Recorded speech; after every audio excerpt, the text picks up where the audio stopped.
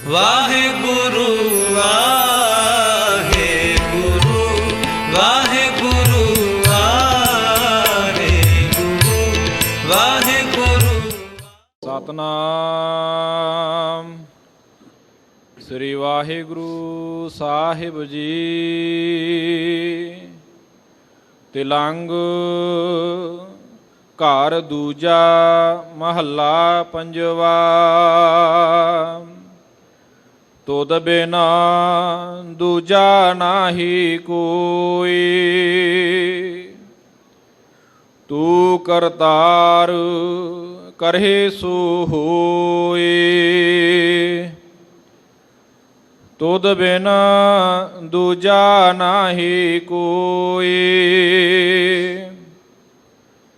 ਤੂੰ ਕਰਤਾਰ ਕਰਹਿ ਸੋ ਹੋਏ। ਤੇਰਾ ਜੋਰ ਤੇਰੀ ਮਨ ਟੇਕਾ, ਸਦਾ ਸਦਾ ਜਪ ਨਾਨਕ ਏਕਾ। ਸਭ ਉਪਰ ਪਾਰ ਬ੍ਰਹਮ ਦਾਤਾਰ, ਤੇਰੀ ਟੇਕ ਤੇਰਾ ਆਧਾਰ। ਸਭ ਉਪਰ ਪਾਰ ਬ੍ਰਹਮ ਦਾਤਾਰ, ਤੇਰੀ ਟੇਕ ਤੇਰਾ ਆਧਾਰ। ਰਹਾਉ। ਵਾਹਿਗੁਰੂ ਜੀ ਕਾ ਖਾਲਸਾ, ਵਾਹਿਗੁਰੂ ਜੀ ਕੀ ਫਤਿਹ। ਪਤਿਤ ਪਾਵਨ ਭਗਤ ਵਸ਼ਲ ਕਿਰਪਾ ਨਿਦਾਨ ਸਾਹਿਬ ਸਤਿਗੁਰੂ ਸ੍ਰੀ ਗੁਰੂ ਗ੍ਰੰਥ ਸਾਹਿਬ ਮਹਾਰਾਜ ਜੀ ਦੀ ਪਾਵਨ ਔਰ ਪਵਿੱਤਰ ਹਜ਼ੂਰੀ ਅੰਦਰ ਗੁਰਦੁਆਰਾ ਮੰਜੀ ਸਾਹਿਬ ਦੀਵਾਨ ਹਾਲ ਵਿਖੇ ਬੜੇ ਹੀ ਪਿਆਰ ਸਤਿਕਾਰ ਸਹਿਤ ਹਾਜ਼ਰੀਆਂ ਭਰ ਰਹੀ ਗੁਰੂ ਕੀ ਸਾਜੀ ਨਿਵਾਜੀ ਸਾਧ ਸੰਗਤ ਔਰ ਦੇਸ਼ਾਂ ਵਿਦੇਸ਼ਾਂ ਵਿੱਚ PTC ਚੈਨਲ ਦੇ ਮਾਧਿਅਮ ਰਾਹੀਂ ਇਸ ਮਹਾਨ ਪਾਵਨ ਪਵਿੱਤਰ ਅਸਥਾਨ ਤੋਂ ਗੁਰ ਸ਼ਬਦ ਵਿਚਾਰ ਨਾਲ ਜੁੜੀ ਹੋਈ ਸਾਧ ਸੰਗਤ ਅਸੀਂ ਵਡਭਾਗੇ ਹਾਂ, ਜੋ ਹਰ ਰੋਜ਼ ਮਨੁੱਖਤਾ ਦੇ ਕੇਂਦਰ ਧੰਨ ਧੰਨ ਸਾਹਿਬ ਸ੍ਰੀ ਗੁਰੂ ਰਾਮਦਾਸ ਮਹਾਰਾਜ ਜੀ ਦੇ ਮਹਾਨ ਪਵਿੱਤਰ ਅਸਥਾਨ ਸੱਚਖੰਡ ਸ੍ਰੀ ਹਰਿਮੰਦਰ ਸਾਹਿਬ ਜੀ ਤੋਂ ਆਏ ਹੋਏ ਮੁੱਖ ਵਾਕ ਦੀ ਵਿਚਾਰ ਸਰਵਣ ਕਰਦੇ ਹਾਂ। ਸੋ ਆਓ ਜਿੱਥੇ ਜਿੱਥੇ ਵੀ ਤਨ ਕਰਕੇ ਜੁੜ ਕੇ ਬੈਠੇ ਹਾਂ, ਮਨੋ ਬਿਰਤੀਆਂ ਇਕਾਗਰ ਕਰੀਏ। ਤਮਾਮ ਦੁਨਿਆਵੀ ਫੁਰਨਿਆਂ ਨੂੰ ਪਾਸੇ ਰੱਖ ਕੇ ਧੰਨ ਗੁਰੂ ਗ੍ਰੰਥ ਸਾਹਿਬ ਸੱਚੇ ਪਾਤਸ਼ਾਹ ਨੂੰ ਸੀਸ ਝੁਕਾਈਏ। ਜੋ ਪਾਵਨ ਪਵਿੱਤਰ ਮੁੱਖ ਵਾਕ ਸਤਿਗੁਰੂ ਸੱਚੇ ਪਾਤਸ਼ਾਹ ਮਹਾਰਾਜ ਜੀ ਨੇ ਅੱਜ ਦੇ ਦਿਨ 'ਤੇ ਬਖਸ਼ਿਸ਼ ਕੀਤਾ ਹੈ, ਇਸ ਪਵਿੱਤਰ ਸ਼ਬਦ ਦੀ ਵਿਚਾਰ ਨਾਲ ਜੁੜਨਾ ਕਰੀਏ। ਸਾਰੀ ਸੰਗਤ ਇੱਕ ਮਨ ਇੱਕ ਚਿੱਤ ਹੋ ਕੇ ਆਖੋ ਜੀ ਸਤਨਾਮ ਸ੍ਰੀ ਵਾਹਿਗੁਰੂ ਸਾਹਿਬ ਜੀ। ਸਤਨਾਮ ਸ੍ਰੀ ਵਾਹਿਗੁਰੂ ਸਾਹਿਬ ਜੀ। ਤਿਲੰਗ ਘਰ ਦੂਜਾ ਮਹੱਲਾ ਪੰਜਵਾ। ਅੱਜ ਦਾ ਪਾਵਨ ਪਵਿੱਤਰ ਸ਼ਬਦ ਧੰਨ ਗੁਰੂ ਅਰਜਨ ਦੇਵ ਮਹਾਰਾਜ ਸੱਚੇ ਪਾਤਸ਼ਾਹ ਸ਼ਹੀਦਾਂ ਦੇ ਸਰਤਾਜ ਤਿੰਨਾਂ ਦੀ ਪਾਵਨ ਪਵਿੱਤਰ ਰਸਨਾ ਤੋਂ ਉਚਾਰਨ ਕੀਤਾ ਹੋਇਆ ਗੁਰੂ ਗ੍ਰੰਥ ਸਾਹਿਬ ਮਹਾਰਾਜ ਜੀ ਦੇ ਪਾਵਨ ਅੰਗ 723 ਤੇ ਸਤ ਸੰਗਤ ਤਿਲੰਗ ਰਾਗ ਦੇ ਅੰਦਰ ਸੁਭਾਈਮਾਨ ਹੈ। ਤੇ ਸਤਿਗੁਰੂ ਸੱਚੇ ਪਾਤਸ਼ਾਹ ਮਹਾਰਾਜ ਜੀ ਨੇ ਰਾਗੀ ਸਿੰਘਾਂ ਨੂੰ ਇਸ ਪਵਿੱਤਰ ਸ਼ਬਦ ਨੂੰ ਜੋ ਦੂਸਰੇ ਘਰ ਦੇ ਅੰਦਰ ਗਾਉਣ ਦਾ ਸੰਕੇਤ ਦਿੱਤਾ ਹੈ। ਤੁਧ ਬਿਨਾ ਦੂਜਾ ਨਾਹੀ ਕੋਈ। ਪਹਿਲੀ ਪੰਕਤੀ ਵਿੱਚ ਹਜੂਰ ਬਖਸ਼ਿਸ਼ ਕਰਦੇ ਨੇ ਕਿ ਤੁਧ ਬਿਨ ਦੂਜਾ, ਕਿ ਵਾਹਿਗੁਰੂ ਤੇਰੇ ਤੋਂ ਬਗੈਰ ਸੰਸਾਰ ਦੇ ਉੱਤੇ ਹੋਰ ਕੋਈ ਵੀ ਕੁਝ ਕਰਨ ਦੇ ਸਮਰੱਥ ਨਹੀਂ ਹੈ। ਯਾਦ ਰੱਖਣਾ ਸਾਧ ਸੰਗਤ, ਜਦੋਂ ਵੀ ਸਤਿਗੁਰੂ ਜੀ ਨੇ ਪਾਵਨ ਬਾਣੀ ਦੇ ਅੰਦਰ ਅਕਾਲ ਪੁਰਖ ਜੀ ਨੂੰ ਸੰਬੋਧਨ ਹੋ ਕੇ ਕੋਈ ਬੇਨਤੀ ਕੀਤੀ ਹੈ ਜਾਂ ਕੋਈ ਸ਼ਬਦ ਵਰਤਿਆ ਹੈ, ਉੱਥੇ ਜਾਂ ਤੁਧ ਸ਼ਬਦ ਵਰਤਿਆ ਹੈ ਤੇ ਜਾਂ ਤੂੰ ਸ਼ਬਦ ਵਰਤਿਆ ਹੈ। ਤੇ ਆਮ ਕਰਕੇ ਅਸੀਂ ਤੂੰ ਸ਼ਬਦ ਉਦੋਂ ਵਰਤਦੇ ਹਾਂ ਜਦੋਂ ਕੋਈ ਸਾਡੇ ਸਾਹਮਣੇ ਹੋਵੇ, ਸਾਨੂੰ ਦਿਸਦਾ ਹੋਵੇ। ਜਦੋਂ ਦੋ ਇਨਸਾਨ ਆਪਸ ਵਿੱਚ ਗੱਲ ਕਰਨ ਤੇ ਅਸੀਂ ਇਸ ਤਰੀਕੇ ਨਾਲ ਤੂੰ ਕਹਿ ਕੇ ਸੰਬੋਧਨ ਕਰਦੇ ਹਾਂ। ਤੇ ਜਿਹੜੀ ਚੀਜ਼ ਦਿਸਦੀ ਨਹੀਂ, ਜਿਹੜਾ ਸ਼ਖਸ ਦਿਸਦਾ ਨਹੀਂ, ਜੇ ਉਹਦੇ ਬਾਰੇ ਗੱਲਬਾਤ ਕਰਨੀ ਹੋਵੇ ਤੇ ਅਸੀਂ ਆਪਸ ਵਿੱਚ ਕਈ ਵਾਰ ਸ਼ਬਦ ਉਹ ਵਰਤਦੇ ਹਾਂ ਕਿ ਉਹ ਫਲਾਨਾ। ਸਾਧ ਸੰਗਤ, ਇਸ ਕਰਕੇ ਜਿਹੜਾ ਦਿਸਦਾ ਹੈ ਉਹਨੂੰ ਹੀ ਤੁਧ ਕਿਹਾ ਜਾਂਦਾ ਹੈ, ਉਹਨੂੰ ਹੀ ਤੂੰ ਕਿਹਾ ਜਾਂਦਾ ਹੈ। ਤੇ ਧੰਨ ਗੁਰੂ ਅਰਜਨ ਦੇਵ ਮਹਾਰਾਜ ਬਖਸ਼ਿਸ਼ ਕਰਦੇ ਨੇ, ਉਹ ਪਰਮੇਸ਼ਰ ਵਾਹਿਗੁਰੂ ਦੁਨੀਆ ਤੇ ਹਾਜ਼ਰ ਨਾਜ਼ਰ ਹੈ, ਕਣ ਕਣ ਦੇ ਵਿੱਚ ਸਮਾਇਆ ਹੋਇਆ ਹੈ ਤੇ ਸਭ ਕੁਝ ਸੰਸਾਰ ਦੇ ਉੱਤੇ ਕਰਨ ਕਾਰਨ ਵਾਲਾ ਸਾਧ ਸੰਗਤ ਜੀ ਉਹ ਪਰਮੇਸ਼ਰ ਵਾਹਿਗੁਰੂ ਆਪ ਹੈ। ਉਹਦੇ ਤੋਂ ਬਿਨਾਂ ਹੋਰ ਕਿਸੇ ਵੀ ਜੀਵ ਦੇ ਹੱਥ ਵਿੱਚ ਕੁਝ ਵੀ ਨਹੀਂ।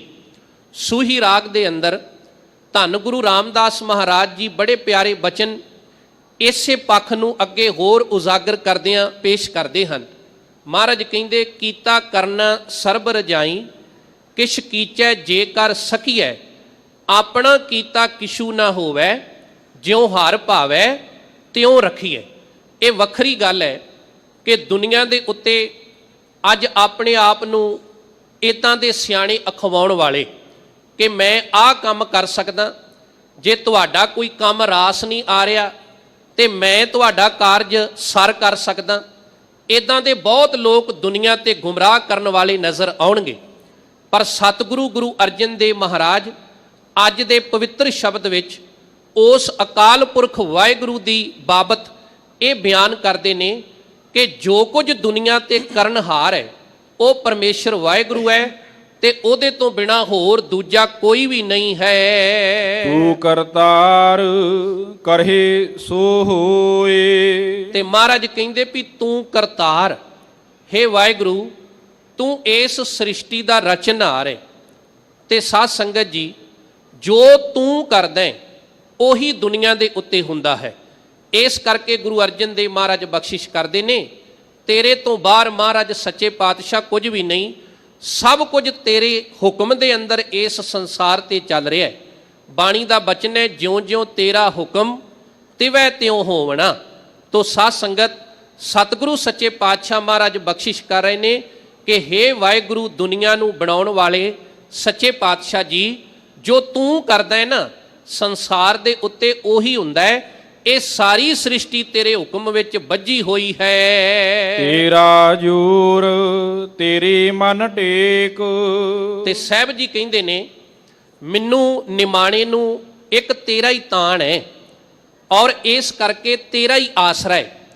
ਤੇਰੇ ਤੋਂ ਬਿਨਾ ਮੈਂ ਸੰਸਾਰ ਦੇ ਉੱਤੇ ਹੋਰ ਕਿਸੇ ਦਾ ਵੀ ਆਸਰਾ ਨਹੀਂ ਤੱਕਦਾ ਹਾਂ। ਸਦਾ ਸਦਾ ਜਪ ਨਾਨਕ ਏਕ। ਤੇ ਗੁਰੂ ਨਾਨਕ ਸਾਹਿਬ ਮਹਾਰਾਜ ਫਿਰ ਬਖਸ਼ਿਸ਼ ਕਰਦੇ ਨੇ ਵੀ ਹੇ ਵਾਹਿਗੁਰੂ ਸਦਾ ਸਦਾ ਜਪ ਨਾਨਕ ਏਕ।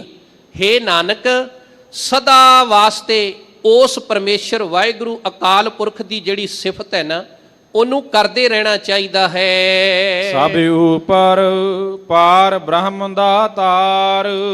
ਸਾਧ ਸੰਗਤ, ਇਹ ਜਿਹੜੀਆਂ ਦੋ ਪੰਕਤੀਆਂ ਇਹ ਰਹਾਉ ਵਾਲੀਆਂ ਪੰਕਤੀਆਂ ਹਨ ਤੇ ਆਮ ਕਰਕੇ ਵਿਦਵਾਨ ਮਹਾਂਪੁਰਖੇ ਦਰਸਾਉਂਦੇ ਨੇ ਵੀ ਸ਼ਬਦ ਦੀ ਜਿਹੜੀ ਸਮੁੱਚੀ ਵਿਚਾਰਧਾਰਾ ਹੈ ਉਹ ਰਹਾਉ ਵਾਲੀਆਂ ਪੰਕਤੀਆਂ ਦੇ ਦੁਆਲੇ ਹੀ ਕੇਂਦਰਿਤ ਹੁੰਦੀ ਹੈ।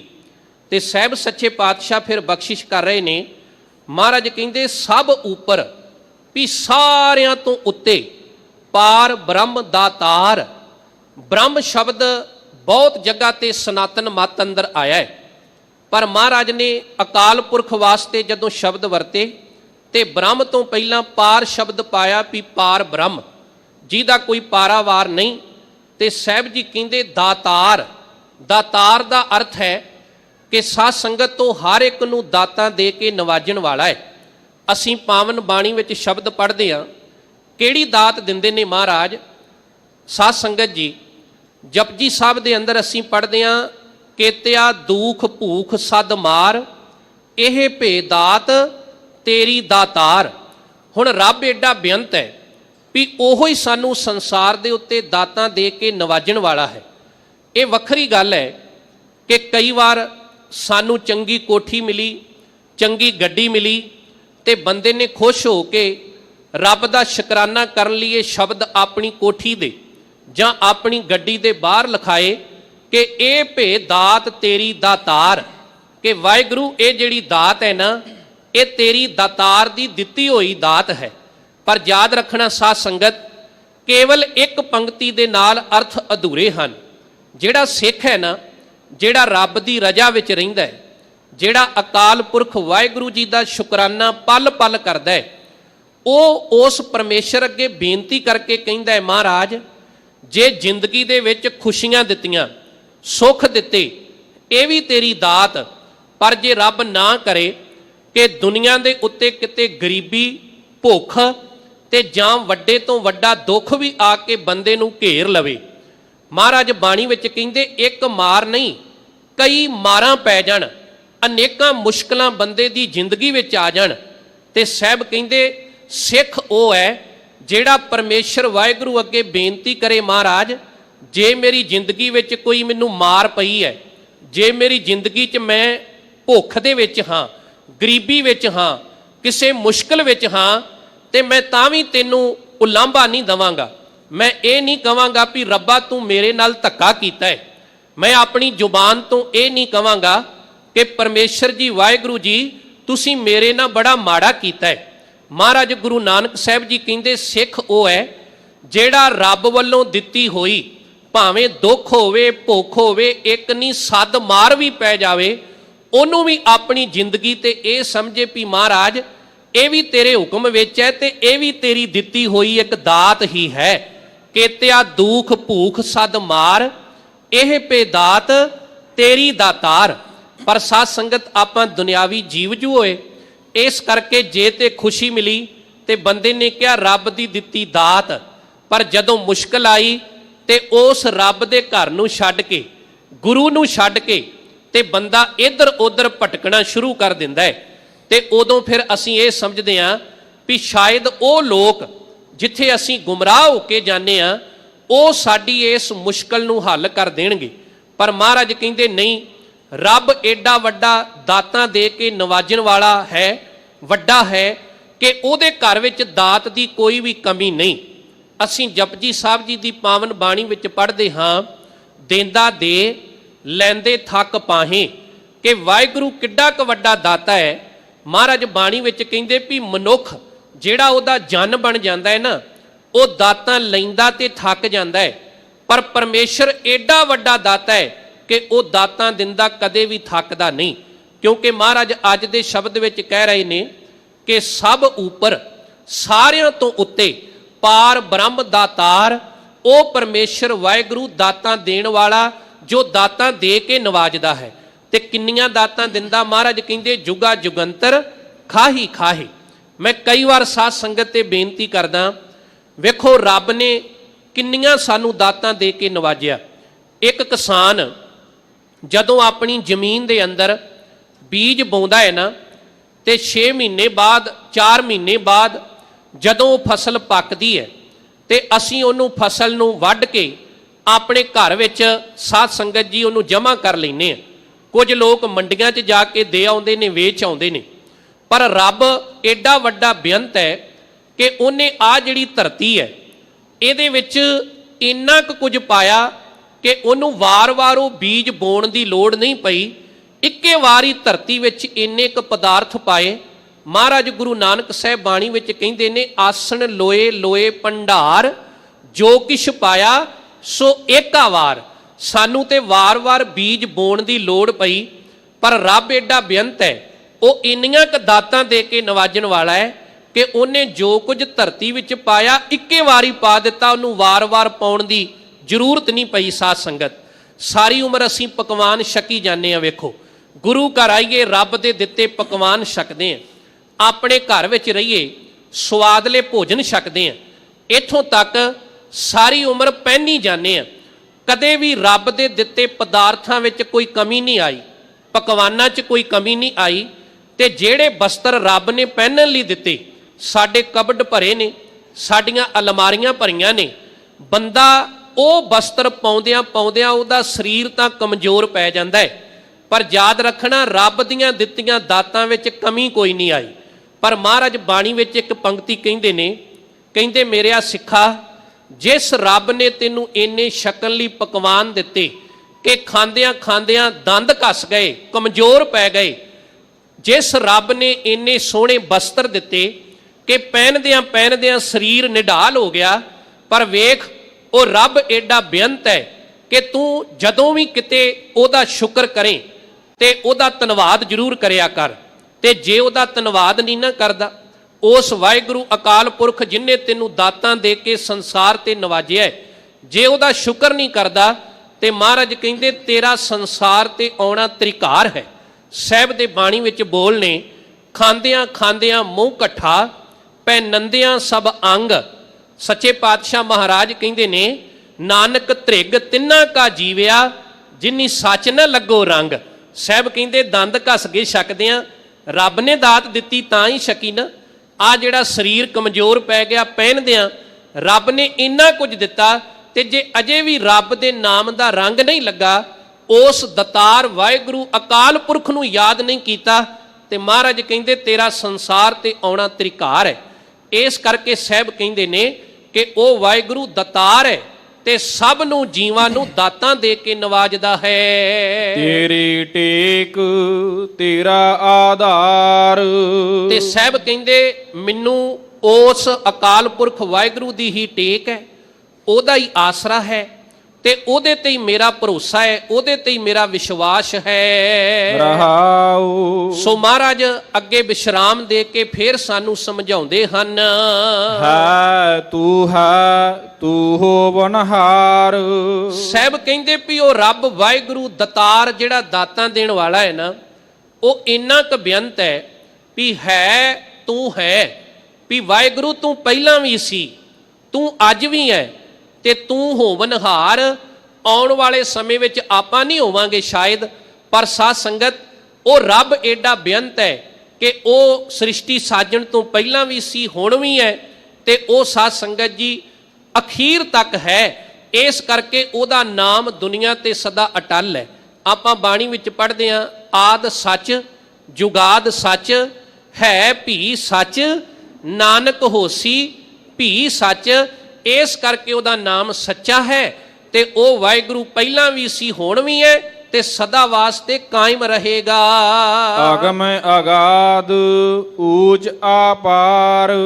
ਤੇ ਉਹ ਪਰਮੇਸ਼ਰ ਵਾਹਿਗੁਰੂ ਅਕਾਲ ਪੁਰਖ ਉਹ ਪਹੁੰਚ ਤੋਂ ਪਰੇ ਹੈ, ਅਪਹੁੰਚ ਹੈ, ਅਪਾਰ ਹੈ, ਤੇ ਮਹਾਰਾਜ ਕਹਿੰਦੇ ਉੱਚਾ ਹੈ ਤੇ ਬੇਅੰਤ ਹੈ। ਜੋ ਤੁਧ ਸੇਵਾਹੇ ਤਿਨ ਭਉ ਦੁਖ ਨਾਹੇ। ਸਾਹਿਬ ਕਹਿੰਦੇ ਵੀ ਜਿਹੜਾ ਉਸ ਗੁਰੂ ਨੂੰ, ਉਸ ਰੱਬ ਜੀ ਨੂੰ ਸਿਮਰਦਾ ਹੈ ਨਾ, ਉਹਨੂੰ ਕਿਸੇ ਵੀ ਤਰੀਕੇ ਦਾ ਡਰ ਨਹੀਂ ਵਿਆਪ ਸਕਦਾ। ਧੰਨ ਗੁਰੂ ਨਾਨਕ ਸਾਹਿਬ ਮਹਾਰਾਜ ਤੇ ਭਾਈ ਸਾਹਿਬ ਭਾਈ ਮਰਦਾਨਾ ਜੀ ਅਕਾਲ ਪੁਰਖ ਦੀ ਕੀਰਤੀ ਕਰਦਿਆਂ ਕਰਦਿਆਂ ਮੁਜ਼ੱਫਰਾਬਾਦ ਜਿਹੜਾ ਅੱਜ ਕੱਲ੍ਹ ਪਾਕਿਸਤਾਨ ਦੀ ਧਰਤੀ ਤੇ ਹੈ, ਉੱਥੇ ਗਏ। ਮਹਾਰਾਜ ਨਗਰ ਦੀ ਜ਼ੂ ਵਿੱਚ ਗਏ ਨੇ। ਕੀ ਵੇਖਿਆ ਵੀ ਇੱਕ ਬਹੁਤ ਵੱਡਾ ਘਰ, ਜਿਸ ਘਰ ਦੀਆਂ ਚਾਰਾਂ ਨੁੱਕਰਾਂ ਦੇ ਉੱਤੇ ਚਾਰ ਝੰਡੇ, ਭਾਵ ਕਿ ਚਾਰ ਧਵੱਜ ਝੂਲਦੇ ਪਏ ਹਨ। ਮਹਾਰਾਜ ਨੇ ਭਾਈ ਮਰਦਾਨੇ ਨੂੰ ਹੁਕਮ ਕੀਤਾ, ਮਰਦਾਨਿਆਂ ਜਾ ਕੇ ਪਤਾ ਕਰ ਵੀ ਇਹ ਕਿਸ ਦਾ ਗ੍ਰਹਿ ਹੈ ਜਿਹਦੇ ਘਰ ਦੀਆਂ ਚਾਰ ਨੁੱਕਰਾਂ ਤੇ ਚਾਰ ਧਵੱਜ ਝੂਲਦੇ ਪਏ ਹਨ। ਵਲੈਤ ਵਾਲੀ ਜਨਮ ਸਾਖੀ ਵਿੱਚ ਬੜੇ ਪਿਆਰੇ ਸ਼ਬਦ ਵਿਦਵਾਨਾਂ ਨੇ ਉਕਰੇ ਨੇ। ਕਹਿੰਦੇ ਉਹਨਾਂ ਸਮਿਆਂ ਦੇ ਅੰਦਰ ਇੱਕ ਰਿਵਾਜ ਸੀ ਕਿ ਜਿਹਦੇ ਘਰ ਵਿੱਚ ਬਹੁਤ ਜ਼ਿਆਦਾ ਸੋਨੇ ਦੀਆਂ ਮੋਹਰਾਂ ਹੁੰਦੀਆਂ ਸੀ ਨਾ, ਉਹ ਆਪਣੇ ਘਰ ਦੀ ਇੱਕ ਨੁੱਕਰ ਤੇ ਇੱਕ ਝੰਡਾ ਲਾਇਆ ਕਰਦਾ ਸੀ, ਜੋ ਅਮੀਰੀ ਦੀ ਨਿਸ਼ਾਨੀ ਸੀ।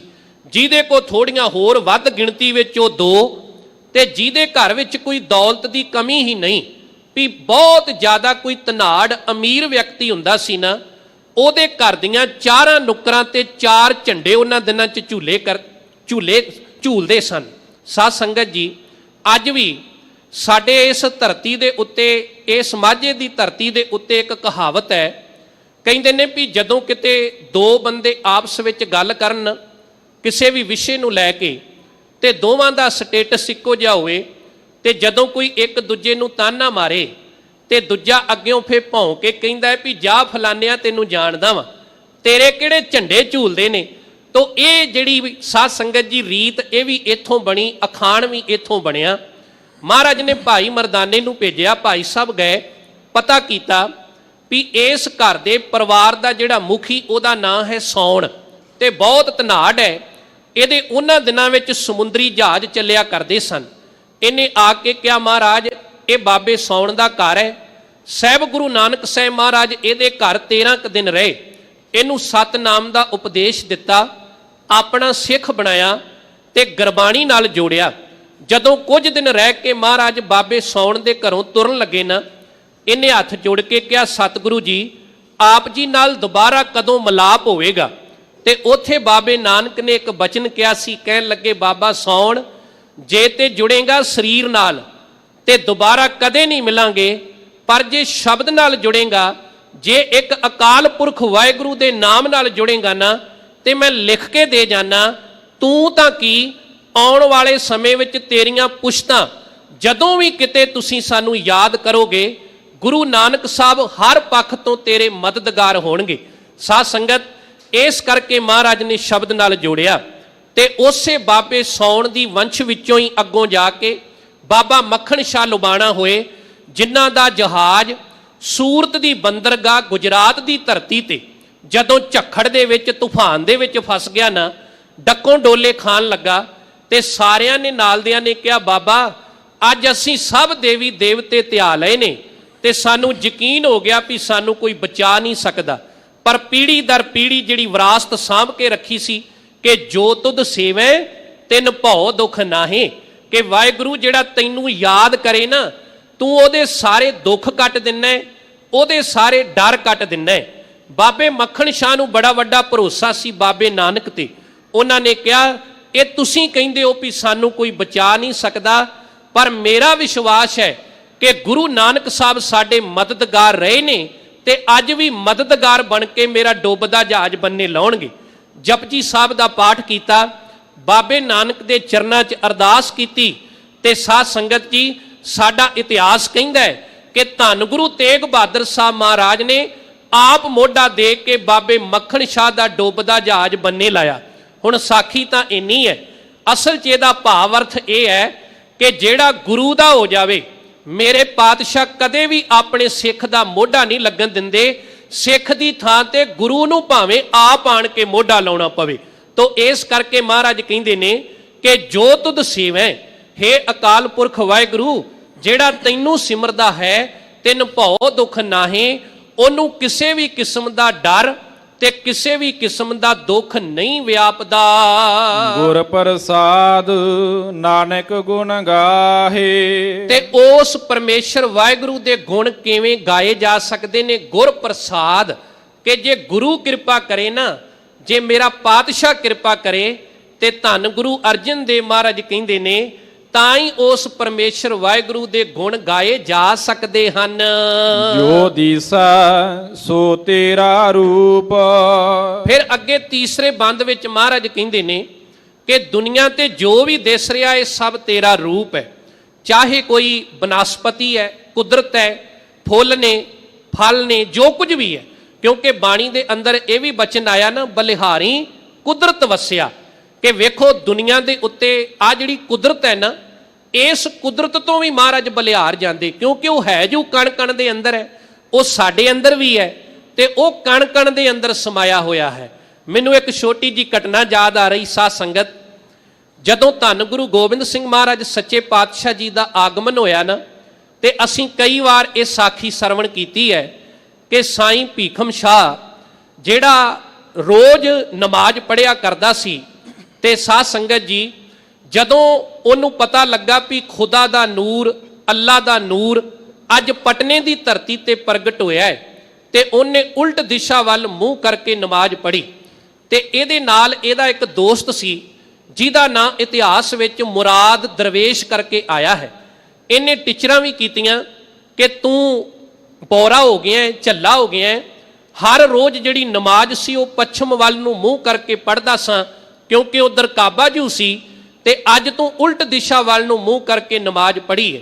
ਪਰ ਇੱਕ ਦਿਨ ਆਇਆ, ਮਹਾਰਾਜ ਸੱਚੇ ਪਾਤਸ਼ਾਹ ਜੀ ਦੇ ਜੀਵਨ ਤੋਂ ਪ੍ਰਭਾਵਿਤ ਹੋ ਕੇ ਇਹ ਜਿਹੜਾ ਮੁਰਾਦ ਸੀ ਨਾ ਸਾਧ ਸੰਗਤ, ਇਹਦੇ ਵੀ ਮਨ ਵਿੱਚ ਆਇਆ ਵੀ ਮੈਂ ਕਲਗੀਆਂ ਵਾਲੇ ਪਾਤਸ਼ਾਹ ਗੁਰੂ ਗੋਬਿੰਦ ਸਿੰਘ ਮਹਾਰਾਜ ਦੇ ਜਾ ਕੇ ਦਰਸ਼ਨ ਦੀਦਾਰ ਕਰਾਂ। ਹੁਣ ਯਾਦ ਰੱਖਣਾ, ਭੀਖਮ ਸ਼ਾਹ ਫਕੀਰ ਹੈ ਤੇ ਸਾਧ ਸੰਗਤ ਜੀ ਜਿਹੜਾ ਮੁਰਾਦ ਹੈ ਇਹ ਦਰਵੇਸ਼ ਹੈ। ਫਕੀਰਾਂ ਦੇ ਲਿਬਾਸ ਨੂੰ ਜੇਬ ਤਾਂ ਹੁੰਦੀ ਹੈ, ਪਰ ਜਿਹੜਾ ਦਰਵੇਸ਼ ਹੋਵੇ ਨਾ, ਦਰਵੇਸ਼ ਉਹਦੇ ਚੋਲੇ ਨੂੰ ਜੇਬ ਨਹੀਂ ਹੁੰਦੀ, ਉਹ ਆਪਣੇ ਚੋਲੇ ਨੂੰ, ਆਪਣੇ ਲਿਬਾਸ ਨੂੰ ਜੇਬ ਨਹੀਂ ਲਾਉਂਦਾ। ਜਦੋਂ ਇਹ ਮਹਾਰਾਜ ਦੇ ਦਰਬਾਰ ਅੰਦਰ ਗਿਆ ਕਲਗੀਆਂ ਵਾਲੇ ਪਾਤਸ਼ਾਹ ਦੇ, ਇਹਨੇ ਵੇਖਿਆ ਵੀ ਮੈਂ ਤੇ ਖਾਲੀ ਹੱਥ ਆਇਆ, ਪਰ ਇੱਥੇ ਸਿੱਖ ਆਉਂਦੇ ਨੇ ਤੇ ਮਹਾਰਾਜ ਅੱਗੇ ਕੀਮਤੀ ਭੇਟਾਵਾਂ ਰੱਖਦੇ ਹਨ ਆਪੋ ਆਪਣੀ ਸਮਰੱਥਾ ਦੇ ਮੁਤਾਬਕ। ਤੇ ਮਨ ਵਿੱਚ ਆਇਆ, ਮਨਾ ਕਲਗੀਆਂ ਵਾਲੇ ਪਾਤਸ਼ਾਹ ਨੂੰ ਮਿਲਣਾ ਹੈ ਤੇ ਕਿਵੇਂ ਮਿਲੇਗਾ, ਤੇਰੇ ਕੋਲ ਤੇ ਦੇਣ ਲਈ ਕੁਝ ਵੀ ਨਹੀਂ। ਇਹਨੇ ਬਾਹਰੋਂ ਇੱਕ ਫੁੱਲ ਤੋੜਿਆ, ਉਹਦੀ ਸੁਗੰਧੀ ਲਈ ਉਹਨੂੰ ਧਰਤੀ ਤੇ ਸਿੱਟ ਦਿੱਤਾ। ਸਾਡੇ ਪੁਰਾਤਨ ਸਰੋਤਾਂ ਵਿੱਚ ਲਿਖਿਆ, ਦੂਜਾ ਫੁੱਲ ਲਿਆ, ਉਹ ਵੀ ਪਸੰਦ ਨਾ ਆਇਆ, 2-3 ਫੁੱਲ ਤੋੜ ਕੇ ਟਾਹਣੀ ਦੇ ਨਾਲੋਂ ਇਹਨੇ ਧਰਤੀ ਤੇ ਸਿੱਟ ਦਿੱਤੇ ਤੇ ਅਖੀਰੀ ਇੱਕ ਫੁੱਲ ਇਹਨੂੰ ਪਸੰਦ ਆਇਆ। ਇਹਨੇ ਉਹ ਫੁੱਲ ਲਿਆ ਤੇ ਲਿਆ ਕੇ ਧੰਨ ਗੁਰੂ ਗੋਬਿੰਦ ਸਿੰਘ ਮਹਾਰਾਜ ਅੱਗੇ ਭੇਟਾ ਦੇ ਰੂਪ ਵਿੱਚ ਰੱਖ ਦਿੱਤਾ। ਸੱਚੇ ਪਾਤਸ਼ਾਹ ਗੁਰੂ ਗੋਬਿੰਦ ਸਿੰਘ ਮਹਾਰਾਜ ਉੱਠੇ, ਕਹਿਣ ਲੱਗੇ, ਮੁਰਾਦ ਜੀ ਇਹ ਕੰਮ ਤੁਸੀਂ ਠੀਕ ਨਹੀਂ ਕੀਤਾ। ਮਹਾਰਾਜ ਕਹਿਣ ਲੱਗੇ, ਇਹ ਫੁੱਲ ਤੋੜਨ ਦੇ ਨਾਲ ਗੁਰੂ ਗੋਬਿੰਦ ਸਿੰਘ ਦੀ ਰੂਹ ਦੇ ਉੱਤੇ ਵਾਰ ਹੋਇਆ ਹੈ। ਵੇਖੋ ਮਹਾਰਾਜ ਕਿੱਡੇ ਕੋਮਲ ਦਿਲ ਵਾਲੇ ਸਨ। ਇੱਕ ਫੁੱਲ ਟੁੱਟਦਾ ਹੈ ਤੇ ਉਸ ਦਰਵੇਸ਼ ਨੂੰ, ਮੁਰਾਦ ਨੂੰ ਕਹਿੰਦੇ ਨੇ ਕਿ ਮੇਰੀ ਰੂਹ ਤੇ ਵਾਰ ਹੋਇਆ ਹੈ। ਤੇ ਉਹ ਅੱਗੋਂ ਹੱਥ ਬੰਨ੍ਹ ਕੇ ਕਹਿੰਦਾ, ਮਹਾਰਾਜ ਜਦੋਂ ਮੈਂ ਤੁਹਾਡੇ ਦਰਬਾਰ ਵਿੱਚ ਆਇਆ ਨਾ ਤੇ ਸਾਰੇ ਕੀਮਤੀ ਨਜ਼ਰਾਨੇ ਰੱਖ ਰਹੇ ਸਨ, ਮੇਰੇ ਕੋ ਦੇਣ ਲਈ ਕੁਛ ਨਹੀਂ, ਇਸ ਕਰਕੇ ਮੈਂ ਇਹ ਭੇਟਾ ਤੁਹਾਡੇ ਅੱਗੇ ਰੱਖ ਦਿੱਤੀ। ਤੇ ਮਹਾਰਾਜ ਕਹਿਣ ਲੱਗੇ, ਗੁਰੂ ਗੋਬਿੰਦ ਸਿੰਘ ਦੇ ਦਰਬਾਰ ਵਿੱਚ ਜਿਹੜੀ ਸਭ ਤੋਂ ਵੱਡੀ ਭੇਟਾ ਹੈ ਨਾ, ਉਹ ਪ੍ਰੀਤ ਤੇ ਪਿਆਰ ਦੀ ਹੈ। ਕਿ ਜਿਹੜਾ ਮਨ ਵਿੱਚ ਆਪਣੇ ਗੁਰੂ ਪ੍ਰਤੀ ਸ਼ਰਧਾ ਲੈ ਕੇ, ਪਿਆਰ ਲੈ ਕੇ ਇਸ ਦਰਬਾਰ ਦੇ ਵਿੱਚ ਆਉਂਦਾ ਹੈ ਨਾ, ਉਹ ਮਨ ਇਛੀਆਂ ਮੁਰਾਦਾਂ ਪਾ ਕੇ ਇਸ ਦਰਬਾਰ ਵਿੱਚੋਂ ਜਾਂਦਾ ਹੈ। ਇਸ ਕਰਕੇ ਇਸ ਘਰ ਦੇ ਅੰਦਰ ਕੇਵਲ ਭਰੋਸੇ ਨੂੰ ਤੇ ਪਿਆਰ ਨੂੰ ਤੇ ਸ਼ਰਧਾ ਨੂੰ ਜਗ੍ਹਾ ਹੈ। ਯਾਦ ਰੱਖਣਾ ਸਾਧ ਸੰਗਤ, ਟਾਹਣੀ ਤੋਂ ਫੁੱਲ ਟੁੱਟਾ ਤੇ ਮਹਾਰਾਜ ਸ਼ਬਦ ਵਰਤਦੇ ਨੇ ਕਿ ਮੇਰੇ ਦਿਲ ਤੇ ਵਾਰ ਹੋਇਆ ਹੈ। ਤੇ ਜਿੱਦਨ ਆਪਣੇ ਲਖਤੇ ਜਿਗਰ ਸਾਹਿਬਜ਼ਾਦਾ ਬਾਬਾ ਅਜੀਤ ਸਿੰਘ, ਜੁਝਾਰ ਸਿੰਘ, ਜੋਰਾਵਰ ਸਿੰਘ ਤੇ ਬਾਬਾ ਫਤਿਹ ਸਿੰਘ, ਇਹ ਚਾਰੋਂ ਸਾਹਿਬਜ਼ਾਦੇ ਕੁਰਬਾਨ ਕਰ ਦਿੰਦੇ ਨੇ ਨਾ ਖਾਲਸਾ ਪੰਥ ਤੋਂ। ਤੇ ਪੁੱਤਰਾਂ ਦੀ ਸ਼ਹੀਦੀ ਤੋਂ ਬਾਅਦ ਜਦੋਂ ਜਫਰਨਾਮਾ ਔਰੰਗਜ਼ੇਬ ਨੂੰ ਲਿਖਦੇ ਨੇ, ਉਹਦੇ 'ਚ ਇੱਕ ਸ਼ੇਰ ਲਿਖਦੇ ਨੇ, ਚਿਹੇ ਸ਼ੁੱਧ ਕੇ ਚੂੰ। ਇਹਦਾ ਅਰਥ ਹੈ ਵੀ ਕੀ ਹੋਇਆ, ਔਰੰਗਜ਼ੇਬ ਬਚ ਗਏ ਕੁਸ਼ਤ 4, ਵੀ ਮੇਰੇ 4 ਬੱਚੇ ਜਿਹੜੇ ਉਹ ਸ਼ਹੀਦ ਹੋ ਗਏ। ਹੁਣ ਵੇਖੋ ਮਹਾਰਾਜ ਗੁਰੂ ਗੋਬਿੰਦ ਸਿੰਘ ਪੁੱਤਰ ਸ਼ਹੀਦ ਹੋਏ ਤੇ ਸਾਧ ਸੰਗਤ ਇਹ ਗੱਲ ਲਿਖੀ ਵੀ ਕੀ ਹੋਇਆ ਜੇ 4 ਪੁੱਤਰ ਸ਼ਹੀਦ ਹੋ ਗਏ, ਪਰ ਇੱਕ ਫੁੱਲ ਟਹਿਣੀ ਤੋਂ ਟੁੱਟਾ ਤੇ ਏਡੇ ਕੋਮਲ ਦਿਲ ਮੁਰਾਦ ਦਰਵੇਸ਼ ਨੂੰ ਕਹਿੰਦੇ ਨੇ ਸਾਡੀ ਰੂਹ ਤੇ ਵਾਰ ਹੋਇਆ। ਕਿਉਂ? ਮਹਾਰਾਜ ਨੇ ਹਰ ਪਾਸੇ ਉਸ ਰੱਬ ਨੂੰ ਵੇਖਿਆ ਤੇ ਸੱਚੇ ਪਾਤਸ਼ਾਹ ਨੇ ਕਿਹਾ, ਜੋ ਵੀ ਦਿਸ ਰਿਹਾ ਹੈ ਇਹ ਮਹਾਰਾਜ ਅਕਾਲ ਪੁਰਖ ਦਾ ਸਵਰੂਪ ਹੈ। ਤੋ ਧੰਨ ਗੁਰੂ ਅਰਜਨ ਦੇਵ ਮਹਾਰਾਜ 5ਵੇਂ ਜਾਮੇ ਵਿੱਚ ਸਾਨੂੰ ਇਹ ਸਮਝਾ ਰਹੇ ਨੇ ਵੀ ਜੋ ਕੁਝ ਵੀ ਸੰਸਾਰ ਤੇ ਨਜ਼ਰ ਆ ਰਿਹਾ ਹੈ ਨਾ, ਇਹ ਪਰਮੇਸ਼ਰ ਅਕਾਲ ਪੁਰਖ ਵਾਹਿਗੁਰੂ ਦਾ ਵਰਤਾਰਾ ਹੈ ਤੇ ਉਹਦਾ ਹੀ ਰੂਪ ਨਜ਼ਰ ਆ ਰਿਹਾ ਹੈ। ਗੁਣ ਨਿਧਾਨ ਗੋਵਿੰਦ ਅਨੂਪ, ਉਹ ਪਰਮੇਸ਼ਰ ਵਾਹਿਗੁਰੂ ਗੁਣਾਂ ਦਾ ਖਜ਼ਾਨਾ ਹੈ ਤੇ ਉਹ ਸੋਹਣਾ ਗੋਬਿੰਦ ਹੈ, ਭਾਵ ਧਰਤੀ ਦੀ ਰੱਖਿਆ ਕਰਨ ਵਾਲਾ ਹੈ। ਸਿਮਰ ਸਿਮਰ ਸਿਮਰ ਜਨ ਸੋਏ। ਤੇ ਸਾਹਿਬ ਫਿਰ ਇਸ ਤੀਸਰੇ ਬੰਦ ਵਿੱਚ ਕਹਿੰਦੇ ਨੇ, ਇਹੋ ਜੇ ਸੋਹਣੇ ਪਰਮੇਸ਼ਰ ਅਕਾਲ ਪੁਰਖ ਵਾਹਿਗੁਰੂ ਨੂੰ, ਜਿਨਨੇ ਸਾਨੂੰ 84 ਲੱਖ ਜੂਨਾਂ ਤੋਂ ਬਾਅਦ ਸੋਹਣੀ ਮਨੁੱਖਾ ਦੇਹੀ ਦਿੱਤੀ, ਉਹਨੂੰ ਸਿਮਰਿਆ ਕਰ ਤੇ ਉਸ ਪਰਮੇਸ਼ਰ ਵਾਹਿਗੁਰੂ ਜੀ ਦੀ ਇਬਾਦਤ ਕਰਿਆ ਕਰ। ਨਾਨਕ ਕਰਮ ਪ੍ਰਾਪਤ ਹੋਏ। ਤੇ ਸਾਹਿਬ ਜੀ ਕਹਿੰਦੇ ਨੇ ਵੀ ਉਸ ਪਰਮੇਸ਼ਰ ਦੀ ਕਿਰਪਾ ਦੇ ਨਾਲ ਹੀ ਜਿਹੜਾ ਮਨੁੱਖ ਹੈ ਨਾ, ਉਹ ਵਾਹਿਗੁਰੂ ਅਕਾਲ ਪੁਰਖ ਦੇ ਸਿਮਰਨ ਵਿੱਚ ਜੁੜ ਸਕਦਾ ਹੈ। ਜਿਨ ਜਪਿਆ ਤਿਸ ਕਉ ਬਲਿਹਾਰ। ਤੇ ਸਾਹਿਬ ਕਹਿੰਦੇ ਫਿਰ ਜਿਨਨੇ ਜਪਿਆ ਨਾ ਸੰਸਾਰ ਤੇ ਆ ਕੇ, ਮੈਂ ਉਹਦੇ ਤੋਂ ਵਾਰ ਨੇ ਬਲਿਹਾਰ ਨੇ ਜਾਣਾ। ਸਾਧ ਸੰਗਤ, ਕਿਉਂਕਿ ਨਾਮ ਜਪਣ ਦੇ ਨਾਲ ਜਿੱਥੇ ਸਾਡੀ ਆਤਮਾ ਜਿਹੜੀ ਹੈ ਇਹ ਪ੍ਰਬਲ ਰਹਿੰਦੀ ਹੈ, ਉੱਥੇ ਅਸੀਂ ਮਨ ਕਰਕੇ ਵੀ ਸਦੀਵੀ ਤੌਰ ਤੇ ਚੜ੍ਹਦੀ ਕਲਾ ਵਿੱਚ ਰਹਿੰਦੇ। ਠੀਕ ਹੈ ਵੀ ਦੁਨੀਆ ਦੇ ਵੱਖ-ਵੱਖ ਧਰਮਾਂ ਨੇ ਚਿੰਤਨ ਤੇ ਜ਼ੋਰ ਦਿੱਤਾ ਹੈ, ਪਰ ਗੁਰੂ ਗ੍ਰੰਥ ਸਾਹਿਬ ਜੀ ਦੀ ਪਾਵਨ ਬਾਣੀ ਨੇ ਸਿਮਰਨ ਦੀ ਗੱਲ, ਨਾਮ ਦੀ ਗੱਲ ਬਹੁਤ ਜਗ੍ਹਾ ਤੇ ਕੀਤੀ ਹੈ। ਔਰ ਸਾਡੀ ਮਰਜ਼ਾਦਾ 'ਚ ਵੀ ਇਹ ਸ਼ਬਦ ਲਿਖੇ ਨੇ ਕਿ ਸਿੱਖ ਪਹਿਰ ਰਾਤ ਰਹਿੰਦੀ ਜਾਗ ਕੇ ਉੱਠ ਕੇ ਇਸ਼ਨਾਨ ਕਰੇ ਤੇ ਨਿਤਨੇਮ ਦਾ ਪਾਠ ਆਰੰਭ ਕਰਨ ਤੋਂ ਪਹਿਲਾਂ ਕੁਝ ਸਮਾਂ ਅਕਾਲ ਪੁਰਖ ਵਾਹਿਗੁਰੂ ਜੀ ਦਾ ਧਿਆਨ ਧਰੇ। ਜਿਨ੍ਹਾਂ ਨੇ ਧਿਆਨ ਧਰਿਆ ਨਾ ਸਾਧ ਸੰਗਤ, ਉਹਨਾਂ ਦਾ ਨਾਂ ਦੁਨੀਆ ਤੇ ਧਰੂ ਤਾਰੇ ਵਾਂਗ ਚਮਕਦਾ ਹੈ ਤੇ ਚਮਕਦਾ ਰਹੇਗਾ ਸਦੀਆਂ ਤੱਕ। ਤੁਸੀਂ, ਮੈਂ, ਅਸੀਂ ਸਭ ਨੇ ਇੱਕ ਦਿਨ ਚਲੇ ਜਾਣਾ ਹੈ। ਜਿਹੜਾ ਅੱਜ ਦਾ ਦਿਨ ਹੈ, ਸਿੱਖ ਕੌਮ ਦੇ ਮਹਾਨ ਜਰਨੈਲ ਤੇ ਖਾਸ ਕਰਕੇ ਸਿੱਖ ਰਾਜ ਦਾ ਉਹ ਮਹਾਨ ਜਰਨੈਲ ਸਰਦਾਰ ਹਰੀ ਸਿੰਘ ਨਲੂਆ, ਉਹਨਾਂ ਦੀ ਸ਼ਹਾਦਤ ਦਾ ਦਿਨ ਹੈ। ਸਾਧ ਸੰਗਤ ਜੀ, 1791 ਦਾ ਉਹਨਾਂ ਦਾ ਜਨਮ ਹੈ ਤੇ 1837 ਦੇ ਵਿੱਚ ਉਹਨਾਂ ਨੇ ਸ਼ਹਾਦਤ ਦਾ ਜਾਮ ਪ੍ਰਾਪਤ ਕੀਤਾ।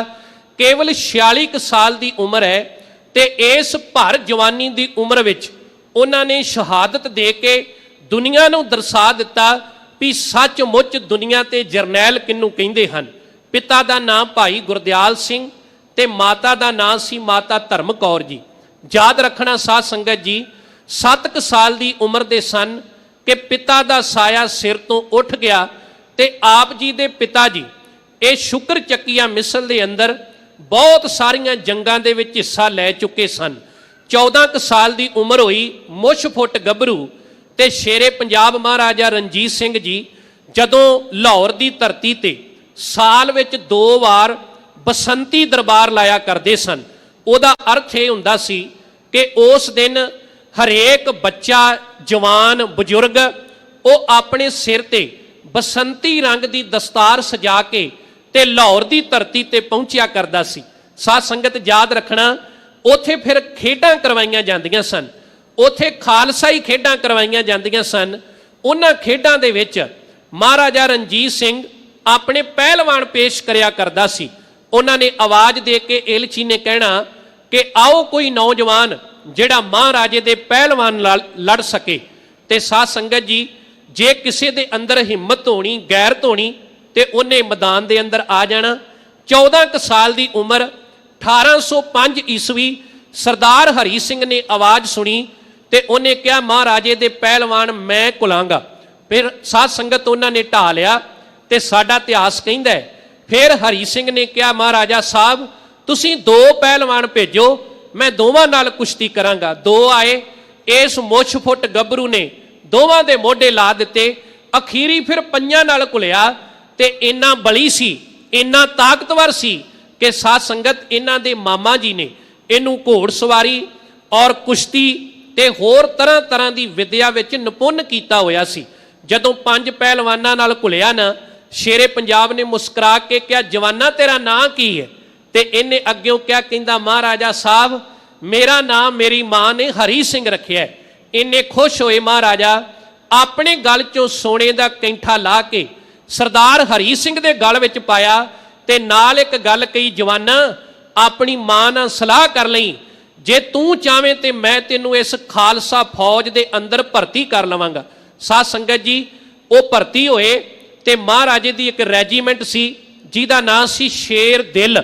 ਤੇ ਉਸ ਵੇਲੇ ਫਿਰ ਜਿਹੜਾ ਸਰਦਾਰ ਹਰੀ ਸਿੰਘ ਨਲੂਆ ਸੀ ਉਹਨੂੰ ਇਸ ਸ਼ੇਰ ਦਿਲ ਜਿਹੜੀ ਰੈਜੀਮੈਂਟ ਸੀ ਇਹਦਾ ਕਮਾਂਡਰ ਮਹਾਰਾਜਾ ਰਣਜੀਤ ਸਿੰਘ ਨੇ ਨਿਯੁਕਤ ਕਰ ਦਿੱਤਾ। ਸਾਧ ਸੰਗਤ, ਇਤਿਹਾਸ ਕਹਿੰਦਾ ਹੈ ਕਿ ਕੁਝ ਪੁਰਾਣੇ ਸਮੇਂ 'ਚ ਇੱਕ ਰਾਜਾ ਨਲ ਹੋਇਆ ਸੀ ਤੇ ਉਹਦਾ ਨਲ ਤਾਂ ਸੀ ਨਾ ਕਿ ਉਹਨੇ ਸ਼ੇਰ ਦਾ ਸ਼ਿਕਾਰ ਕੀਤਾ। ਪਰ ਇੱਕ ਦਿਨ ਮਹਾਰਾਜਾ ਜਾ ਰਹੇ ਸਨ ਕਿ ਸਰਦਾਰ ਹਰੀ ਸਿੰਘ ਨੇ ਆਪਣੀ ਤਲਵਾਰ ਨਾਲ ਸ਼ੇਰ ਦਾ ਸ਼ਿਕਾਰ ਕੀਤਾ। ਮਹਾਰਾਜਾ ਸਾਹਿਬ ਏਡੇ ਖੁਸ਼ ਹੋਏ ਕਿ ਉਹਨਾਂ ਨੇ ਸਾਧ ਸੰਗਤ ਨਲੂਏ ਦਾ ਖਿਤਾਬ ਦੇ ਦਿੱਤਾ। ਯਾਦ ਰੱਖਣਾ, ਇਹ ਉਹ ਸਰਦਾਰ ਹਰੀ ਸਿੰਘ ਨਲੂਆ ਹੈ ਜਿਹੜਾ ਅੱਜ ਦੇ ਦਿਨ ਜਮਰੌਦ ਦੇ ਕਿਲੇ ਨੂੰ ਫਤਿਹ ਕਰਦਿਆਂ ਅਫਗਾਨਾਂ ਦੇ ਨਾਲ ਲੜਦਿਆਂ ਹੋਇਆਂ 30 ਅਪ੍ਰੈਲ ਸਨ 1837 ਨੂੰ ਸ਼ਹਾਦਤ ਦਾ ਜਾਮ ਪ੍ਰਾਪਤ ਕਰ ਜਾਂਦਾ ਹੈ। ਯਾਦ ਰੱਖਣਾ ਸਾਧ ਸੰਗਤ ਕਿ ਬਹੁਤ ਜ਼ਿਆਦਾ ਜਿਹੜੇ ਅਫਗਾਨ ਲੋਕ ਸਨ ਧਾੜਵੀ ਬਣ ਕੇ ਹਿੰਦੁਸਤਾਨ ਦੀ ਧਰਤੀ ਨੂੰ ਲੁੱਟਣ ਵਾਸਤੇ ਆਇਆ ਕਰਦੇ ਸਨ ਔਰ ਇੱਥੇ ਅਖਾਣ ਬਣ ਗਏ ਸੀ ਭਾਰਤ ਦੀ ਧਰਤੀ ਤੇ ਕਿ ਖਾਦਾ ਪੀਤਾ ਲਾਏ ਦਾ ਰਹਿੰਦਾ ਅਹਿਮਦ ਸ਼ਾਹ ਦਾ। ਯਾਦ ਰੱਖਣਾ, ਭਾਰਤ ਦੀ ਧਰਤੀ ਦੇ ਜਿੰਨੇ ਵੀ ਮੰਦਰ ਸਨ, ਵੱਡੇ ਵੱਡੇ ਮੰਦਰਾਂ ਚੋਂ ਸੋਨਾ ਲਾ ਕੇ ਲੋਕ ਲੁੱਟ ਕੇ ਲੈ ਜਾਇਆ ਕਰਦੇ। ਇੱਥੋਂ ਦੀਆਂ ਬਹੂ ਬੇਟੀਆਂ ਨੂੰ ਗਜਨੀ ਦੇ ਬਾਜ਼ਾਰਾਂ 'ਚ ਜਾ ਕੇ ਟਕੇ ਟਕੇ ਤੇ ਨਿਲਾਮ ਕਰਿਆ ਕਰਦੇ। ਜਿਨ੍ਹਾਂ ਸਮਿਆਂ 'ਚ ਗਜਨੀ ਦੇ ਬਾਜ਼ਾਰਾਂ ਵਿੱਚ ਸਬਜ਼ੀ ਦਾ ਰੇਟ ਵੀ 5 ਟਕੇ ਨੂੰ ਕਿਲੋ ਸੀ, ਉਦੋਂ 1-1 ਟਕੇ ਤੇ ਹਿੰਦੁਸਤਾਨ ਦੀ ਇੱਜ਼ਤ ਨਿਲਾਮ ਹੁੰਦੀ ਰਹੀ, ਇੰਨੀ ਗੁਲਾਮੀ ਸੀ।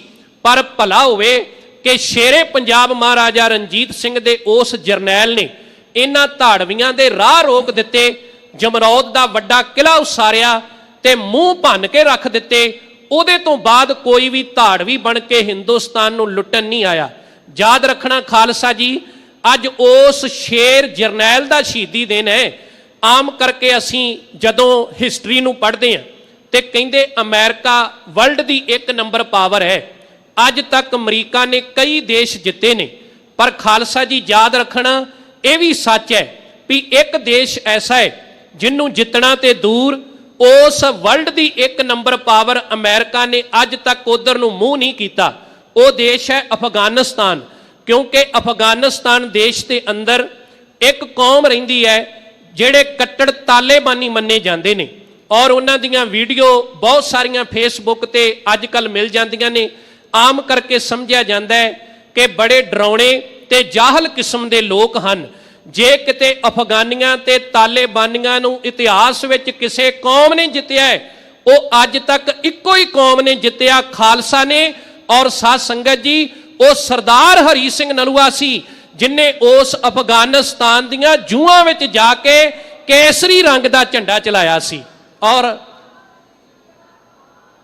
ਇਸ ਕਰਕੇ ਸਾਧ ਸੰਗਤ ਜੀ, ਉਹ ਜਰਨੈਲ ਤੇ ਜਦੋਂ ਉਹਨਾਂ ਲੋਕਾਂ ਨੇ ਜਿਹੜੇ ਕਿਸੇ ਸਮੇਂ ਤੇ ਧਾੜਵੀ ਬਣ ਕੇ ਆਉਂਦੇ ਸੀ ਨਾ, ਅੱਜ ਜਦੋਂ ਉਹਨਾਂ ਲੋਕਾਂ ਦੇ ਪਹਿਰਾਵੇ ਵੱਲ ਵੇਖੀਦਾ, ਆਉਂਦੇ ਤੇ ਪਹਿਲਾਂ ਵੀ ਸੀ ਤੇ ਆਉਂਦੇ ਉਹ ਬਾਅਦ ਵਿੱਚ ਵੀ ਰਹੇ।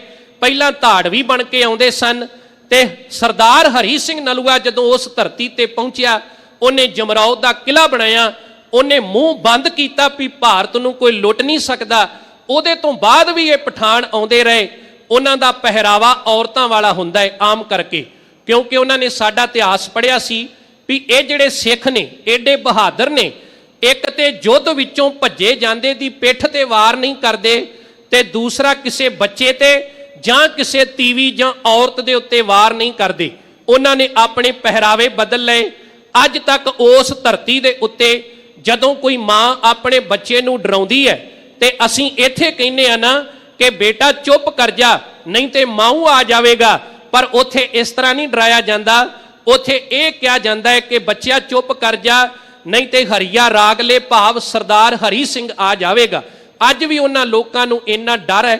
ਤੇ ਸਾਧ ਸੰਗਤ ਆਉਂਦੇ ਅੱਜ ਵੀ ਨੇ, ਉਹਨਾਂ ਦੇ ਹੱਥਾਂ ਵਿੱਚ ਸਾਧ ਸੰਗਤ ਜੀ ਕੁਹਾੜੇ ਹੁੰਦੇ ਨੇ ਤੇ ਹੱਥ ਜੋੜ ਕੇ ਕਹਿੰਦੇ ਵੀ ਸਾਡੀ ਰੋਟੀ ਪੂਰੀ ਹੋ ਜਾਵੇਗੀ, ਕਿਰਪਾ ਕਰੋ ਬਾਲਣ ਪੜਵਾ ਲਓ। ਮਤਲਬ ਇੱਥੋਂ ਤੱਕ ਜੇ ਉਹਨਾਂ ਲੋਕਾਂ ਦਾ ਗ੍ਰਾਫ ਡਿੱਗਿਆ ਤੇ ਉਹਦਾ ਕਾਰਨ ਇਹੀ ਸੀ ਕਿ ਪਹਿਲਾਂ ਕਿਸੇ ਕਿਸਮ ਤੇ ਉਹ ਜ਼ੁਲਮ ਕਰਦੇ ਸਨ ਕਿਸੇ ਸਮੇਂ ਤੇ, ਪਰ ਸਾਡੇ ਇਹਨਾਂ ਮਹਾਨ ਜਰਨੈਲਾਂ ਨੇ ਉਸ ਧਰਤੀ ਤੇ ਪਹੁੰਚ ਕੇ ਖਾਲਸੇ ਦਾ ਪਰਚਮ ਚਲਾ ਕੇ ਸਾਧ ਸੰਗਤ ਜੀ ਦੁਨੀਆ ਤੇ ਦੱਸ ਦਿੱਤਾ ਵੀ ਇਹ ਕੌਮ ਕਿੱਡੀ ਮਹਾਬਲੀ, ਕਿੱਡੀ ਤਾਕਤਵਰ ਕੌਮ ਹੈ।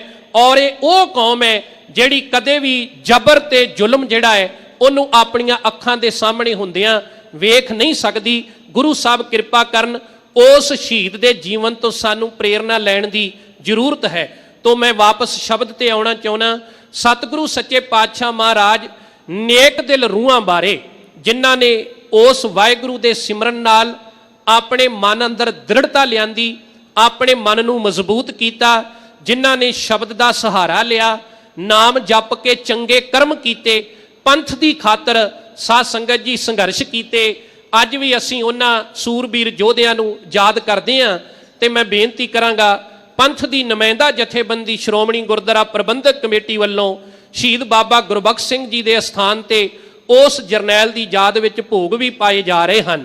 ਤੇ ਦੂਸਰਾ, ਇਸੇ ਹੀ ਪਾਵਨ ਪਵਿੱਤਰ ਅਸਥਾਨ ਤੇ ਬੰਦੀ ਸਿੰਘਾਂ ਦੀ ਰਿਹਾਈ ਵਾਸਤੇ ਪੰਥ ਦੀ ਨੁਮਾਇੰਦਾ ਜਥੇਬੰਦੀ ਵੱਲੋਂ ਸਾਧ ਸੰਗਤ ਪਰਸੋਂ ਦੇ ਰੋਜ਼ ਤੋਂ ਤੁਰਕੀ ਬਾਣੀ ਦੇ ਸ਼੍ਰੀ ਅਖੰਡ ਪਾਠ ਸਾਹਿਬ ਪ੍ਰਾਰੰਭ ਹੋਏ ਨੇ।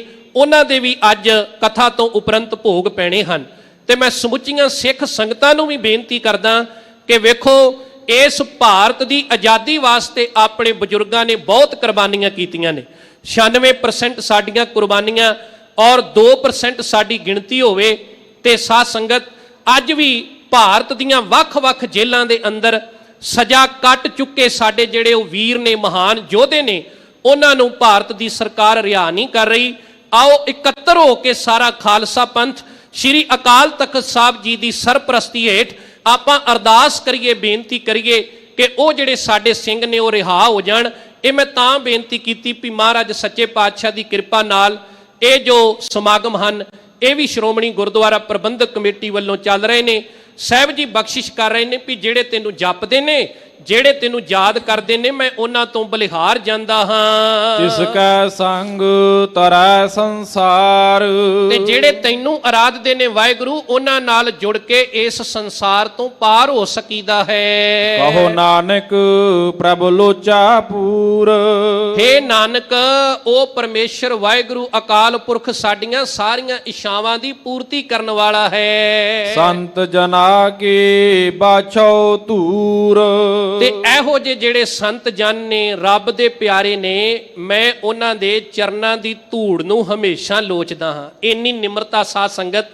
2312 ਸ਼ਬਦ ਨੇ ਗੁਰੂ ਅਰਜਨ ਦੇਵ ਮਹਾਰਾਜ ਦੇ ਗੁਰੂ ਗ੍ਰੰਥ ਸਾਹਿਬ ਜੀ ਦੇ ਅੰਦਰ, ਪਰ ਸਾਰੀ ਬਾਣੀ ਲਿਖ ਕੇ, ਇਹ ਬਾਣੀ ਲਿਖਣ ਤੋਂ ਬਾਅਦ ਇੰਨਾ ਸਮੇਂ ਤੇ ਸੱਚ ਬੋਲਿਆ, ਤੱਤੀ ਤਵੀ ਤੇ ਬਹਿਣਾ ਪਿਆ, ਸੀਸ ਵਿੱਚ ਗਰਮ ਰੇਤਾ ਪਵਾ ਕੇ ਸ਼ਹੀਦ ਹੋ ਗਏ।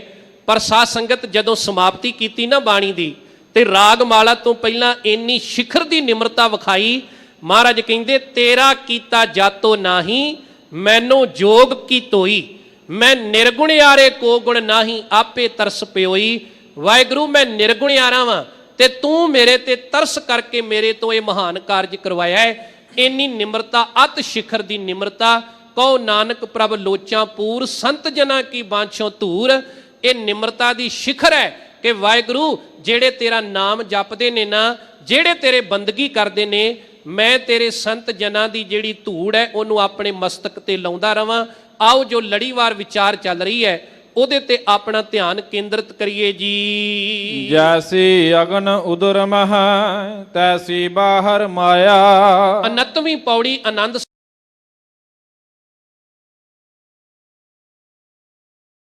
ਬੜੇ ਪਿਆਰ ਸਤਿਕਾਰ ਨਾਲ ਖੋਲ ਕੇ ਸਰਵਣ ਕੀਤਾ ਕਿ ਸਾਹਿਬ ਜੀ ਨੇ ਜਿਹੜੀ ਮਾਤਾ ਦੇ ਉਦਰ ਦੀ ਤਪਸ਼ ਹੈ ਉਹਨੂੰ 28ਵੀਂ ਪੌੜੀ ਦੇ ਅੰਦਰ ਬਿਆਨ ਕੀਤਾ ਸੀ। ਤੇ ਅੱਜ ਦੇ ਇਸ ਪਵਿੱਤਰ ਸ਼ਬਦ ਵਿੱਚ ਗੁਰੂ ਅਮਰਦਾਸ ਮਹਾਰਾਜ ਕਹਿੰਦੇ ਨੇ ਕਿ ਜਿੱਦਾਂ ਦੀ ਅਗਨੀ ਮਾਤਾ ਦੇ ਗਰਭ ਅੰਦਰ ਹੈ ਨਾ, ਉਦਾਂ ਦੀ ਹੀ ਅਗਨੀ ਸੰਸਾਰ ਦੇ ਉੱਤੇ ਹੈ। ਸੰਸਾਰ ਤੇ ਕਿਹੜੀ ਅਗਨੀ ਹੈ ਜੀ? ਕਾਮ, ਕ੍ਰੋਧ, ਲੋਭ, ਮੋਹ, ਹੰਕਾਰ, ਇਹ ਸਭ ਤਪਸ਼ੀ ਹੈ ਸਾਧ ਸੰਗਤ। ਤੇ ਮਹਾਰਾਜ ਸੱਚੇ ਪਾਤਸ਼ਾਹ ਕਹਿੰਦੇ ਜਿਹੜੀ ਬਾਹਰ ਦੀ ਮਾਇਆ ਤੇ ਜਿਹੜੀ ਮਾਤਾ ਦੇ ਉਦਰ ਦੇ ਅੰਦਰ ਜਿਹੜੀ ਤਪਸ਼ ਹੈ ਇਹ ਇੱਕੋ ਜਿਹੀ ਹੈ। ਮਾਇਆ ਅਗਨ ਸਭ ਇੱਕੋ ਜਿਹੀ, ਕਰਤਾ ਖੇਲ ਰਚਾਇਆ। ਤੇ ਮਾਨੋ ਇਹ ਦੋਵੇਂ ਇੱਕੋ ਜੀਆਂ ਹੋਣ ਕਰਕੇ ਇਹ ਪਰਮੇਸ਼ਰ ਅਕਾਲ ਪੁਰਖ ਵਾਹਿਗੁਰੂ ਨੇ ਇੱਕ ਖੇਡ ਰਚਾਈ ਹੈ ਸੰਸਾਰ ਉੱਤੇ। ਜਾਤ ਸੁਭਾਣਾ ਤਾ ਜੰਮਿਆ, ਪਰਿਵਾਰ ਭਲਾ ਪਾਇਆ। ਰੱਬ ਦਾ ਹੁਕਮ ਹੋਇਆ ਤੇ ਮਨੁੱਖ ਸੰਸਾਰ ਦੇ ਉੱਤੇ ਪੈਦਾ ਹੋਇਆ, ਉਹਦਾ ਜਨਮ ਹੋਇਆ, ਆਪਣੇ ਪਰਿਵਾਰ ਵਿੱਚ ਆਇਆ ਹੈ। ਲਿਵ ਛੁੜ ਕੇ ਲੱਗੀ ਤ੍ਰਿਸ਼ਨਾ, ਮਾਇਆ ਅਮਰ ਵਰਤਾਇਆ। ਤੇ ਜਦੋਂ ਉਹਦੀ ਲਿਵ ਉਸ ਪਰਮੇਸ਼ਰ ਨਾਲੋਂ ਟੁੱਟ ਗਈ, ਮਾਤਾ ਦੇ ਗਰਭ ਚੋਂ ਬਾਹਰ ਆਇਆ, ਤੇ ਸਾਧ ਸੰਗਤ ਮਹਾਰਾਜ ਸੱਚੇ ਪਾਤਸ਼ਾਹ ਬਖਸ਼ਿਸ਼ ਕਰਦੇ ਨੇ, ਮਾਇਆ ਨੇ ਫਿਰ ਉਹਦੇ ਤੇ ਪ੍ਰਭਾਵ ਪਾਉਣਾ ਸ਼ੁਰੂ ਕਰ ਦਿੱਤਾ ਹੈ। ਇਹ ਮਾਇਆ ਜਿਤ ਹਰ ਵਿਸਰਾ, ਮੋਹ ਉਪਜਾ ਭਾਉ ਦੂਜਾ ਲਾਇਆ।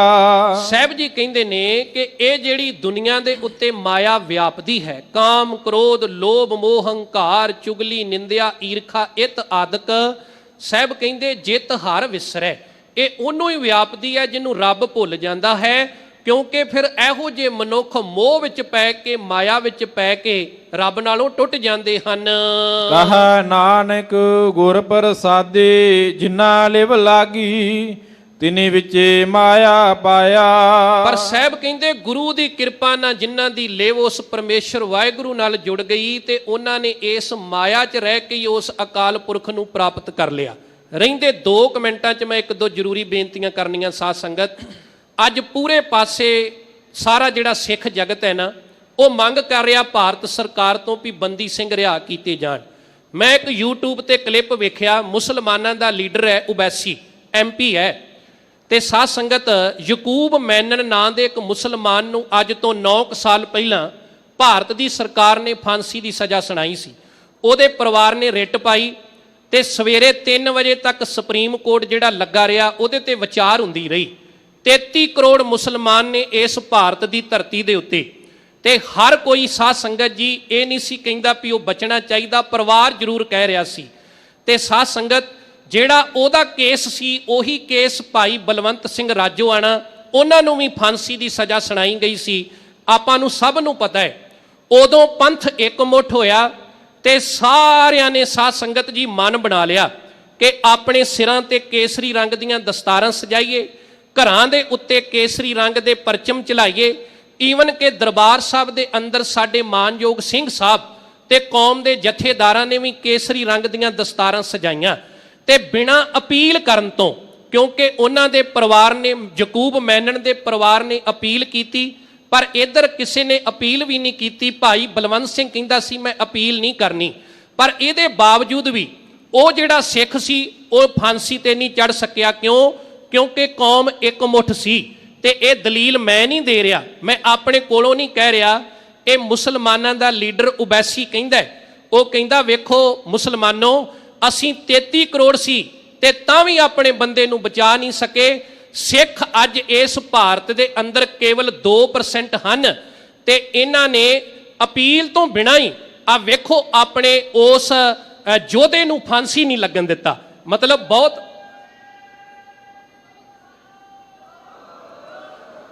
ਕਿਉਂਕਿ ਗੱਲ ਉੱਥੇ 2% ਦੀ ਨਹੀਂ ਸੀ, ਗੱਲ ਸੀ ਏਕਤਾ ਦੀ, ਗੱਲ ਸੀ ਇੱਕ ਝੰਡੇ ਥੱਲੇ ਆਉਣ ਦੀ। ਗੱਲ ਇਹ ਸੀ ਵੀ ਅਸੀਂ ਇਕੱਠੇ ਹੋਏ ਔਰ ਸਾਧ ਸੰਗਤ ਜੀ ਅੱਜ ਆਪੋ ਆਪਣੀ ਡਫਲੀ ਵਜਾਉਣੀ ਛੱਡ ਕੇ ਸ਼੍ਰੀ ਅਕਾਲ ਤਖਤ ਸਾਹਿਬ ਦੀ ਤਾਬਿਆ ਇਕੱਠੇ ਹੋਈਏ ਔਰ ਜਿਹੜੇ ਕੌਮੀ ਸੰਘਰਸ਼ ਜਿਨ੍ਹਾਂ ਯੋਧਿਆਂ ਨੇ ਕੀਤਾ ਉਹਨਾਂ ਦੇ ਹੱਕ ਵਿੱਚ ਆਪਣੀ ਆਵਾਜ਼ ਬੁਲੰਦ ਕਰੀਏ। ਗੁਰੂ ਕਿਰਪਾ ਕਰੇ, ਪੰਥ ਦੀ ਨੁਮਾਇੰਦਾ ਜਥੇਬੰਦੀ ਹੈ ਸ਼੍ਰੋਮਣੀ ਗੁਰਦੁਆਰਾ ਪ੍ਰਬੰਧਕ ਕਮੇਟੀ, ਤੇ ਆਪਾਂ ਸਾਰੇ ਇਸ ਗੁਰਦੁਆਰਾ ਪ੍ਰਬੰਧਕ ਕਮੇਟੀ ਦਾ ਸਹਿਯੋਗ ਦਈਏ। ਆਓ ਆਖਰੀ 2 ਪੰਕਤੀਆਂ ਪੜ੍ਹ ਕੇ ਆਪਾਂ ਸਮਾਪਤੀ ਕਰਾਂਗੇ ਜੀ। ਇਹ ਮਾਇਆ ਜਿਤ ਹਰ ਵਿਸੁਰਾ, ਮੋਹ ਉਪਜੈ ਭਾਉ ਦੂਜਾ ਲਾਇਆ। ਕਹੈ ਨਾਨਕ ਗੁਰ ਪ੍ਰਸਾਦੀ, ਜਿਨਾ ਲਿਵ ਲਾਗੀ ਤਿਨੀ ਵਿਚੇ ਮਾਇਆ ਪਾਇਆ। ਵਾਹਿਗੁਰੂ ਜੀ ਕਾ ਖਾਲਸਾ, ਵਾਹਿਗੁਰੂ ਜੀ ਕੀ ਫਤਿਹ। ਵਾਹਿਗੁਰੂ ਜੀ ਕਾ ਖਾਲਸਾ, ਵਾਹਿਗੁਰੂ ਜੀ ਕੀ ਫਤਿਹ। ਸ਼ੇਰੇ ਪੰਜਾਬ ਗੁਰਬਾਣੀ YouTube ਚੈਨਲ ਨੂੰ ਵੱਧ ਤੋਂ ਵੱਧ ਸਬਸਕ੍ਰਾਈਬ ਕਰੋ ਤੇ ਇਸ ਤੇ ਗੁਰਬਾਣੀ, ਸ਼ਬਦ ਕੀਰਤਨ ਤੇ ਇਤਿਹਾਸ ਨਾਲ ਵੱਧ ਤੋਂ ਵੱਧ ਜੁੜ ਕੇ ਆਨੰਦ ਮਾਣੋ ਤੇ ਆਪਣੀ ਜ਼ਿੰਦਗੀ ਨੂੰ ਸਫਲ ਕਰੋ। ਵਾਹਿਗੁਰੂ ਜੀ ਕਾ ਖਾਲਸਾ, ਵਾਹਿਗੁਰੂ ਜੀ ਕੀ ਫਤਿਹ।